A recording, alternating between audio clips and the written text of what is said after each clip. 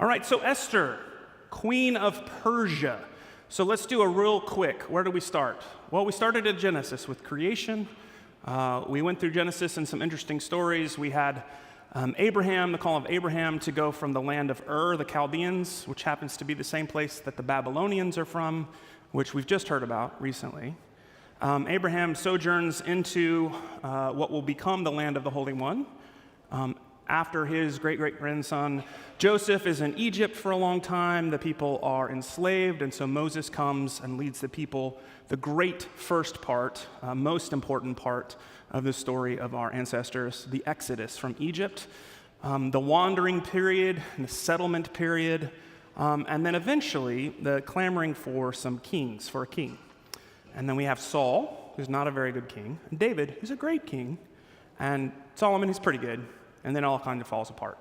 Kingdom gets divided into two, and ultimately in 722 BCE, the Assyrians from Syria are going to come down and kind of destroy the northern kingdom of Israel, and that's going to begin the diaspora, the Jewish diaspora. I'm going to talk a little bit about that today and what that means.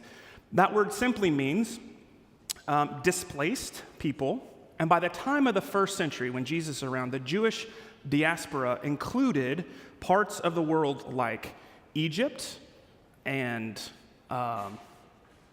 what was Babylon, but Persia, all the way to Rome and to Crete. So there are people of the Jewish faith who are living kind of all over the known world, particularly after the temple is destroyed in the southern kingdom in 586, the Babylonian exile.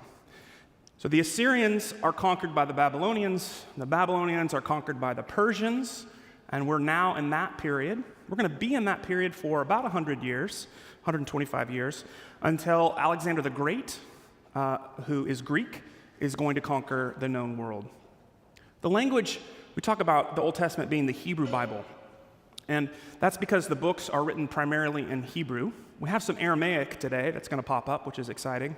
And as we get to the books that are later, we'll begin to see some Greek influence. This Thursday, the little recording audio podcast thing that I do, we're going to sort of do a brief overview of the whole Apocrypha. And if you don't know what that is, if you're Roman Catholic, it doesn't exist because all those books are just part of the Old Testament.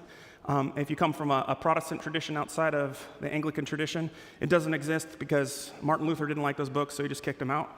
But for us, we have this whole section in the middle, in between the Testaments, called the Apocrypha. And mostly those are things that were written from about the 4th century BCE until the time of Jesus' birth, but they're primarily written in Greek. So they can't be in the Hebrew Bible because they're not Hebrew, right? Esther's going to be one of those books, and we're going to look at that a little bit today. So Esther, the name, is a Persian understanding of Hadassah is her name. But in the Latin Vulgate, she's called Hester. There's a famous literary character, I believe, whose name was Hester Prynne. Does anybody remember that? Yeah, it's an interesting connection. So we're dealing with the Persian period. The Persian period is 550 to 330-ish. And particularly when we turn to Esther chapter 1, we're looking at the reign of, it says, Ahasuerus. I don't know how to say his name, but it's probably Xerxes the First of Persia, who reigned from 486 to 465. You don't have to remember any of these dates. It just gives you some context of where we are, except 722, 586. If you remember those two, you'll be in good shape. Now, the book of Esther is different than some of the other books. Ezra and Nehemiah are books, part of the writings, that are trying to tell sort of a historical account of what happens after the Babylonian exile is over and the people come back into Judah, into Jerusalem, right? Ezra is going to be concerned with rebuilding the temple and reestablishing liturgical worship, going back to David. And then Nehemiah is going to be concerned with finishing up the city and the walls. Esther takes place in Persia. So the Persian winter fortress in Susa is about 180 miles east, 180 miles northeast of Babylon. So this is even further away from Judah. And it's going to be a significant historic novella is probably the best way to describe it. The reason we say that is you'll see a couple of times some references to the history of the time. This Xerxes the First definitely was the ruler of Persia. for those dates. But there's no record of a Queen Vashti. There's no record of a Jewish queen in the historical annals of the Persian people. There's a lot of exaggeration. You know the word hyperbole, saying something that's so exaggerated it's not meant to be taken literally. There's a lot of that happening in the book of Esther. And what's fascinating about the book of Esther, two things. One is, in the Hebrew version, these words are never mentioned. God, covenant, temple, sacrifice, or prayer. Why is it in the Bible? It's a good question. And we're going to wrestle with that a little bit today. We're in it because it establishes a particular holiday, which we'll talk about in a little bit, and is really a fantastic story. The book begins with a feast and ends with a feast, and there are several other feasts in the middle, and we'll see all that as well today. So that's some background for Esther. Any questions or comments before we dive into the text? Okay, let's look in chapter 1. I'm going to read a little bit, maybe the first 5 verses. This happened in the days of Ahasuerus, I can't say his name, the same Xerxes who ruled 127 provinces from India to Ethiopia. In those days, when he sat on his royal throne in the citadel of Susa in the 3rd year of his reign, he gave a banquet for all his officials and ministers. The army of Persia and Media and the nobles and governors of the provinces were present, while he displayed the great wealth of his kingdom and the splendor and pomp of his majesty for many days, 180 days in all. So, I don't know about you, but I've never been to a party that lasted 180 days long. It sounds exhausting to me, but and maybe others of you, that sounds great. So, Xerxes, it's his 3rd year. He's trying to show, hey, I'm got this. I'm really super powerful. I'm the most powerful person in the world. I'm super wealthy. Let's have a big party for all the time. Maybe in Thanksgiving to the armies who have continued the work of the conquering. He has this party, and at the end of the party, as we'll continue here in verse 5, he says, when the days were completed, the king gave for all of the people present in the citadel, both great and small, a banquet lasting for 7 days. Now, they've already been partying for 180, but this is a special banquet. And so during this banquet, you can read through, it's beautiful. I mean, it's all decorated in gold and silver, and everybody's got a golden goblet, and everybody's drinking wine by the flagon, and everybody is drinking a lot, and it's a big party. And then he says, you know what? My wife, Queen Vashti, which, by the way, in Persian means beloved, she's really pretty. I ought to get her to come out here and kind of show off for all my friends. And so they summon Queen Vashti to come, and she's thrown her own party for all the ladies of the court, and she says no. Queen tells the king no. And so the first crisis of the narrative happens. What's going to happen? How can the queen tell the king no? And so in verse 12, Queen Vashti refused to come at the king's commandments. At this, the king was enraged, and his anger burned within him. So he gets together all of his scribes and people who know the law, that they call them sages here. The men are kind of starting to freak out a little bit. We're going to see here in just a second. And in verse 10, according to the law, what is to be done with Queen Vashti, because she has not performed the command of the king conveyed by the eunuchs? And they say, well, not only has she done that, but look here in verse 17. If this is made known to all the women, it'll cause all of them to look with contempt on their husbands, right? So if the queen can do this, why can't I? Sure, my husband may tell me what to do, but I'll just tell him no. And so this is a real crisis for the men in Persia, right? If it pleases the king, let an order go out that basically says, this is verse 19, that Vashti is never again to come in the presence of the king. She can no longer be the queen. And we got to give her royal position to one who's better suited to follow the orders. Now, not only that, the king's like, yeah, that's a good idea, but now we've got to send a letter out. This is the first decree that's going to get sent everywhere at the end of chapter 1. This advice pleased the king and officials, and the king did as Memucan proposed. This is one of the eunuchs. He sent letters to all the royal provinces, to every province in its own script, and to every people in its own language, declaring every man should be master in his own house. There you go, ladies. So that's interesting. We don't have that letter in my house. Anyway, so we've now gone through the first sort of crisis of the narrative, and you can guess what's going to happen next. The king needs a new queen, right? So in chapter 2, they say, hey, let's get all the beautiful virgins from all over the place, and we'll bring them in, and we'll bring them to the king one by one, and then he'll pick one, and she'll be the new queen. That's a good plan, especially for the king. So I'm going to pick up in chapter 2, verse 5. All right? Now there was a Jew in the citadel of Susa whose name was Mordecai. Now Mordecai is the son of Jair, son of Shimei, son of Kish, a Benjamite.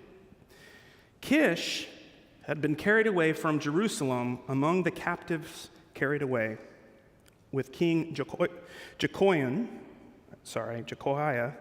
of Judah, whom King Nebuchadnezzar of Babylon carried away. So this is the first part of the Exodus before 586, so 597. Now, if Mordecai is carried away, it's not him here, because what the NRSV does is it makes it his great-grandfather, Kish, who's carried away. But in the Greek version, it's actually Mordecai who's carried away into Babylon, and then eventually into Persia.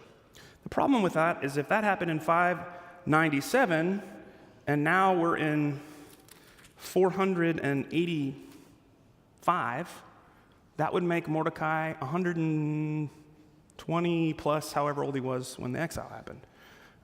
So that would be a problem. So the NRSV fixes that by saying that it's Kish, his great-grandfather who was carried away. So Mordecai is a Jew, and he's living in Susa. There is a story that happens before chapter 1 in the Greek version where Mordecai has a dream and then prevents an assassination plot against the king, and his name is written down in a book. That's going to happen again in the Hebrew version, but in the Greek version, there's a second story that happens before that. It sort of explains how Mordecai gets to be within the king's court in Susa. Now, Mordecai has brought up his cousin Esther. Her parents have died, and so he's been responsible for her upbringing. And she, of course, is a beautiful virgin. And if she wasn't, there wouldn't be a story. And so the king's order goes out. All these people are supposed to come in. There is a particular eunuch whose name is Hegai, which I think is Hegai, something like that. Hegai, I like that. Hey, guy, that's good. Let's go with that. And so she pleases him, and he brings her into the court. So she gets to be part of the pool of people that are brought before. Now, this really interesting thing happens where she's going to win favor with this guy. Mordecai is going to check on her every day. He's a good cousin. And there's a period of preparation. It's actually a 12-month period of preparation for all these girls that are brought in, where they do 6 months of makeup and oil and things, and 6 more months of smelling nice, and then they're brought before the king. So they're all gussied up when they go in. And so when it's her turn to go in, you can look right here in verse 12 through 15. The turn came, the girls go to the king. She can take whatever she wants to from where they're living in the harem into the king's palace. And so the evening comes, and basically she is given the advice by Mordecai to say, you know that eunuch, that guy, that hey guy, ask that guy what you should bring, and she does. Now, I'm not going to get into what potentially sex toy she brought with her, but you can just have some fun with it and go on. So she comes in, the king sees her, he's enthralled with her. She asks the right person for what to bring with her. Everything's going very well. And in verse 17, the king loved Esther more than all the other women. Of all the other virgins, she won his favor and devotion, so that he set the royal crown on her head and made her the queen instead of Vashti. Then the king gave a great banquet. He likes to do that. It's Esther's banquet, and he grants a holiday and gives a lot of gifts. So good news, right? Esther's been chosen. Already here in chapter 2, we've resolved the first conflict of the story. But as soon as this happens, right after this, look in verses 19 through 23. When the virgins were being gathered together, Mordecai was sitting at the edge of the king's gate. Now Esther had not revealed to her kindred or her people, as Mordecai had charge over her, for Esther had obeyed Mordecai just as when she was brought up by him. In those days, while Mordecai was sitting at the king's gate, Bigthan and Teresh, two of the king's eunuchs who guarded the threshold, became angry and conspired to assassinate King Xerxes.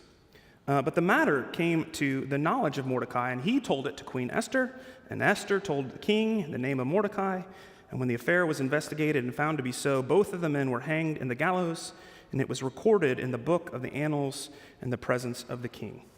So we have a second sort of crisis in the story where there's a plot against the king that Mordecai discovers and tells Queen Esther, and the king is saved, right? So not only is she queen, now she is in high favor because they've prevented an assassination plot. Everybody good? Questions, comments? All right. I have no idea what it means when she's brought before the king and she touches his golden scepter, what we're supposed to get from that. Y'all can have fun with it or not. Just leave it alone. Chapter 3, enter the real villain of the story, Haman.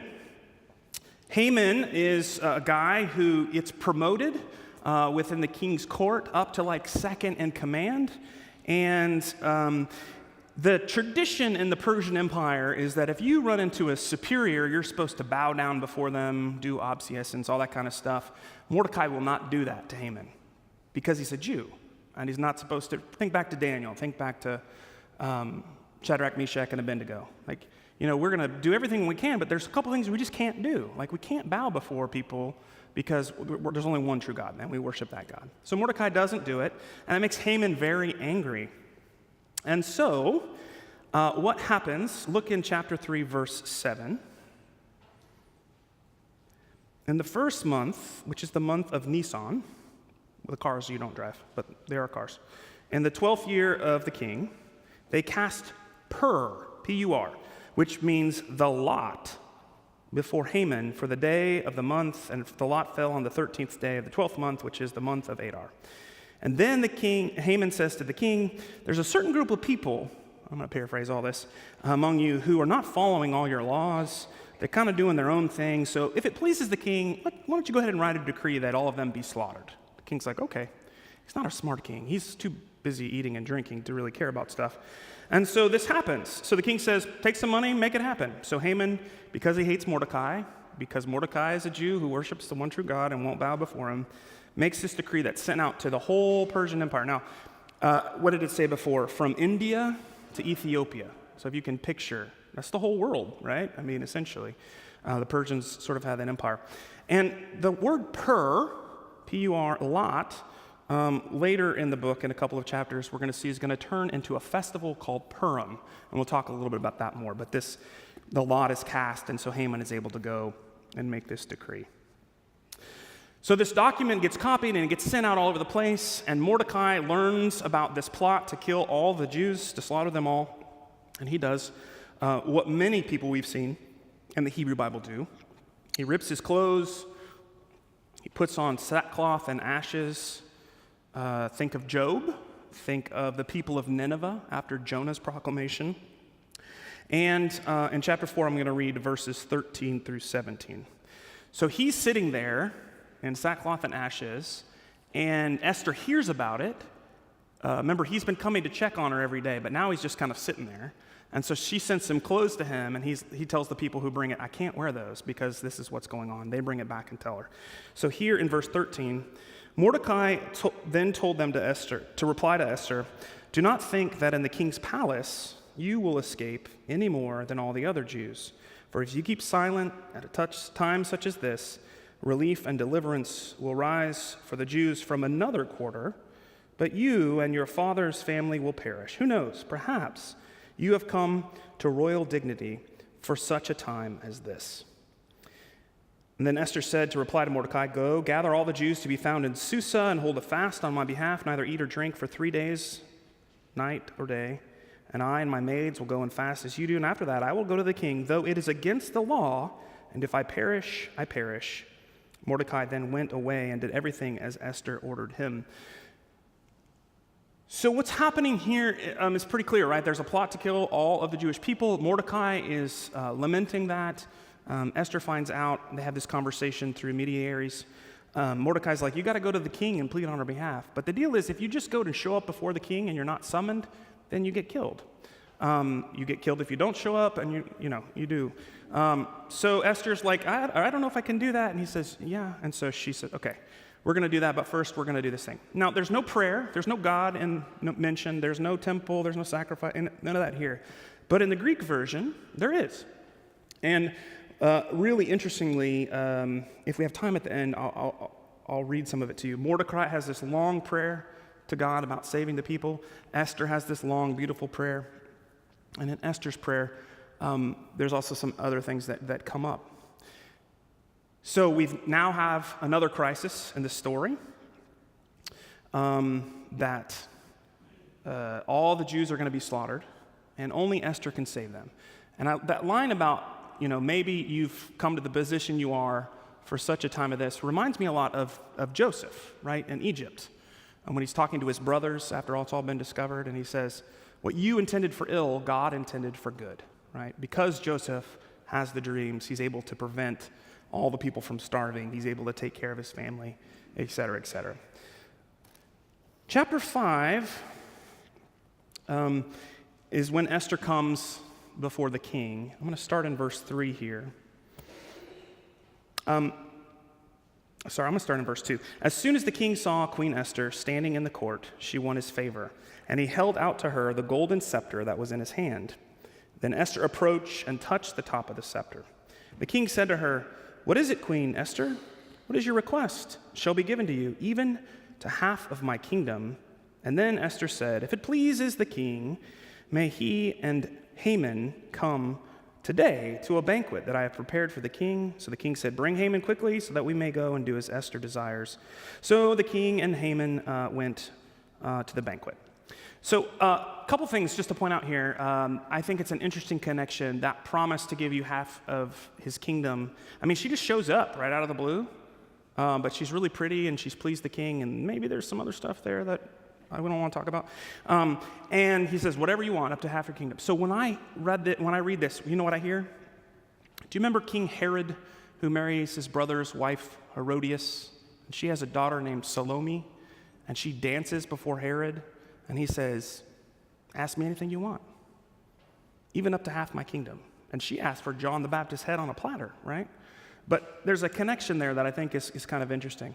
There's something about these kings who like to drink a lot and are willing to give a lot away to pretty women. Anyway, there's probably a lesson in there, guys, somewhere.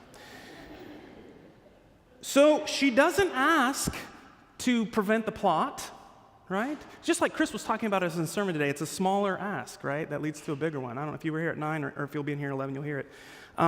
She says, all I want you to do is for you and Haman to come to a banquet that I've prepared for you today. Cool. I like a party. Let's do it. So they go to the banquet. And you know what she asks them at the banquet? Will you guys come back tomorrow? We're going to have a banquet again. Okay, sounds good. So we haven't resolved the crisis in the story, but we've set up for the next piece. So in chapter 6, the king isn't able to sleep that night. He's very excited about the next day's banquet. And so they bring him the history book, and they start reading it. And you remember when Mordecai foiled that plot before, that the eunuchs were going to assassinate the king? They read that story, and the king's like, oh, you know what? We got to do something nice for that guy, Mordecai. He doesn't know he's sitting in sackcloth and ashes at this point. Now, Haman, our villain, is very excited. He got to go to one party with the queen, and he's going to get to go back to the next. But there's an issue.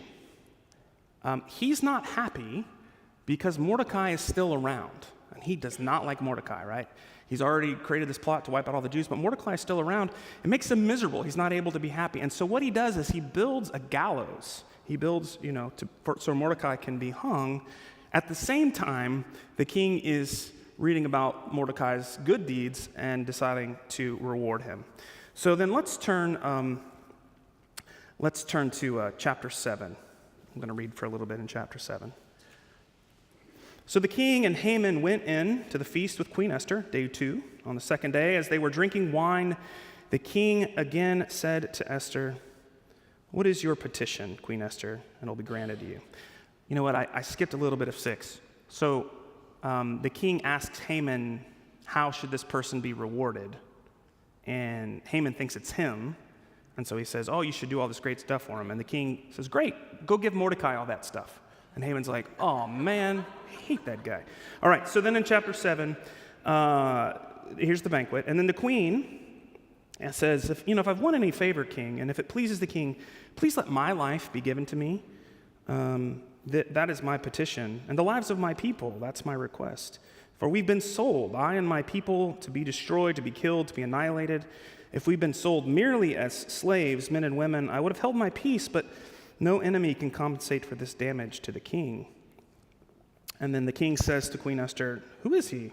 And where is he? Who has presumed to do this? This is a great line. Esther said, a foe, an enemy, this wicked Haman. And then Haman was terrified before the king and the queen.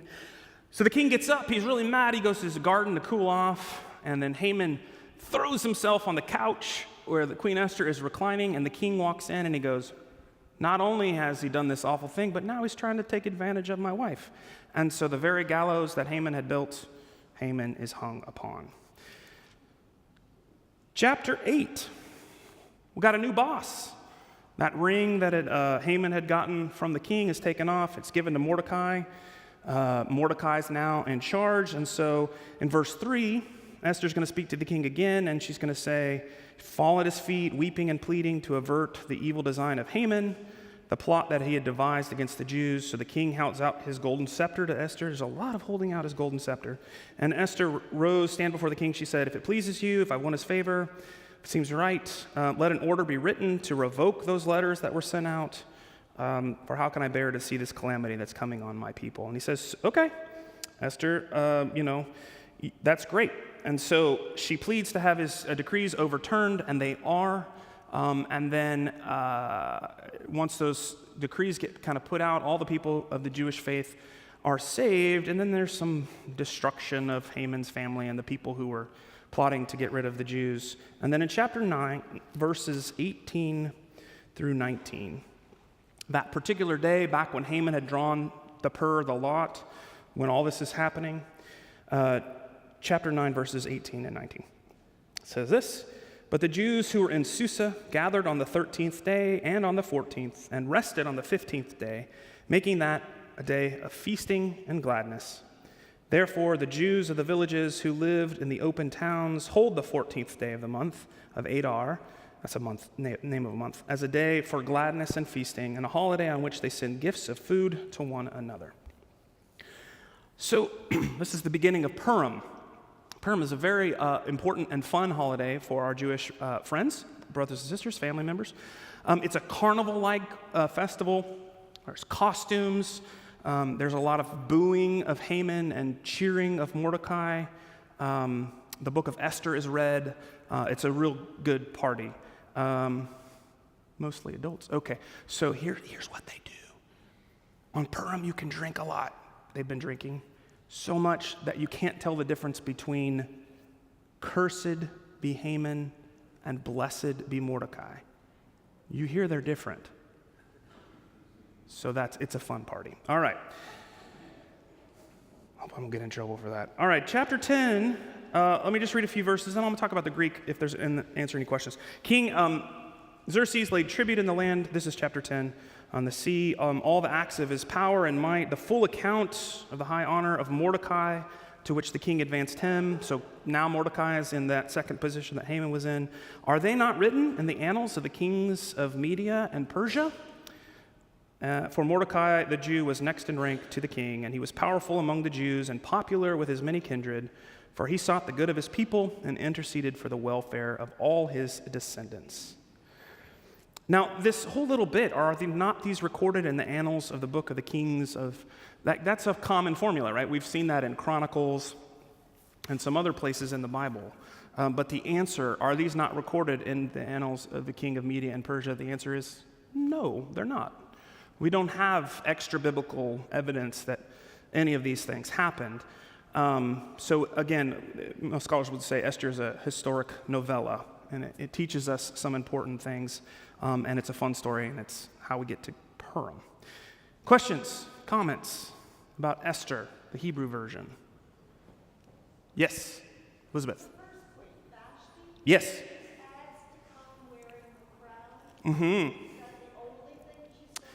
It's a great question. So Elizabeth's asking Queen Vashti, when she's asked to come and present herself before the king, this is way back, wearing the crown, is she asked to come wearing the crown and nothing else? And many people would say, yeah, there's a lot of the innuendo going on in this book. And so is it that she refused to come at all, or that she was really insulted that the king was trying to parade her around naked in front of all his friends? So yeah, you can read it either way. Yeah. What happened to her? We don't know. She's just not the queen anymore. We would assume she went back to live in the harem. We're never told that, she's killed or anything like that. So she might have just gone back and lived in the harem where all the other people lived. I saw a question right here. Yeah. What about the deceit of Esther and Mordecai and not announcing that they're Jewish? So Mordecai is less deceitful than Esther, and Mordecai actually tells Esther not to reveal who she is, where she comes from. Mordecai coaches her not to do that. And it's an interesting question that we might wrestle with a bit. We know that Jewish people, again, lived all throughout the diaspora, and that because of their dietary laws, because of some other religious practices, that they would have been known as different. And in fact, what's interesting, in the Greek version, during Esther's prayer, she's praying to God, and she says, I detest these uncircumcised people, these Gentiles, the king, right? And she says, I have not taken part in Haman's feasts. She's kept kosher.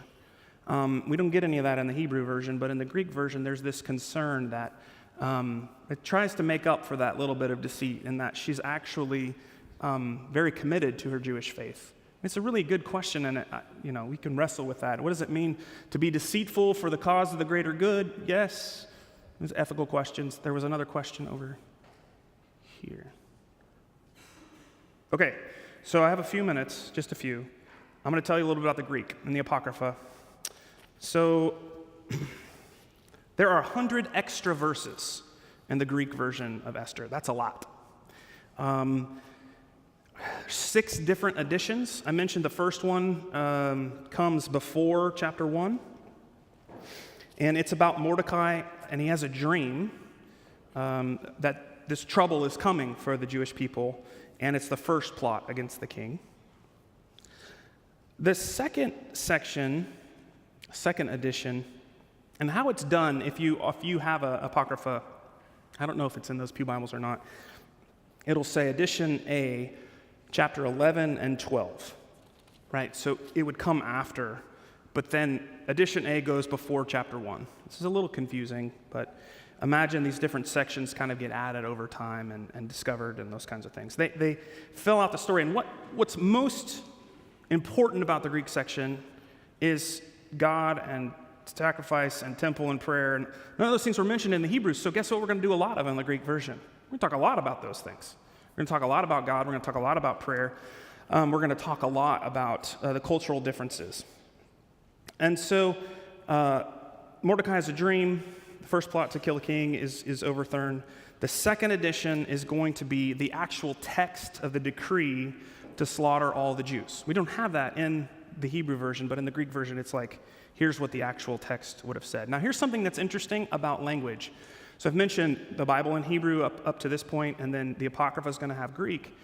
When the Persians are in charge, when they will send out their decrees, they're going to send them in Aramaic.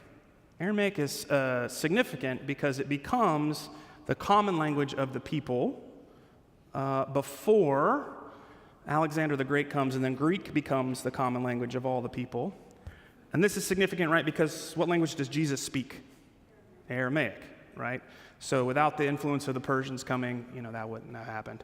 And then Paul, of course, who's raised a little further north of Judea, he's going to primarily speak Greek. The New Testament authors are going to write in Greek and those kinds of things. But we do have a little bit of Aramaic in the Bible. Some of the sections of here, some other parts, Ezra, Nehemiah, and then some of the words of Jesus are in Aramaic in the Bible as well. So if somebody asks you what languages are in the Bible, you should say Hebrew and Greek and Aramaic. And would be the correct thing. So the Greek is trying to make this secular book more religious, and so we have that decree. The third edition is the prayer of Mordecai and Esther, as I mentioned. These happen, it's like chapter 13 and 14. And I just told you about the dietary laws and negative view of the Gentiles. You can read through these prayers. They're actually quite beautiful prayers, particularly in the context of what they're approaching. Edition D is Esther approaching the king, unannounced, a second time or a first time before it happens again. And edition E is the king's second letter, the text of that letter overturning the first one. And then there's an epilogue at the end, which continues on that train of telling how great King Xerxes was and how great Mordecai was. All right, so that's Esther. So last book we're going to do of the Old Testament happens during the Persian Empire. Thursday, again, we'll do a class on the Apocrypha, which will be posted on the website you can listen to. And then next Sunday, we get to talk about Jesus. Whew, we did it. We made it. I know. It's almost March, but here we are. No, it takes a long time. Questions about the Old Testament as a whole? I can take 2 questions. Anything from the whole Old Testament before we go forward? Yeah. First asked, second asked. Connection with Chris's sermon this morning. That's right. Come to lunch, come to church, right? Yeah. Come to a banquet, come to another banquet. Yeah, it's great. Questions? All right, thank you all so much.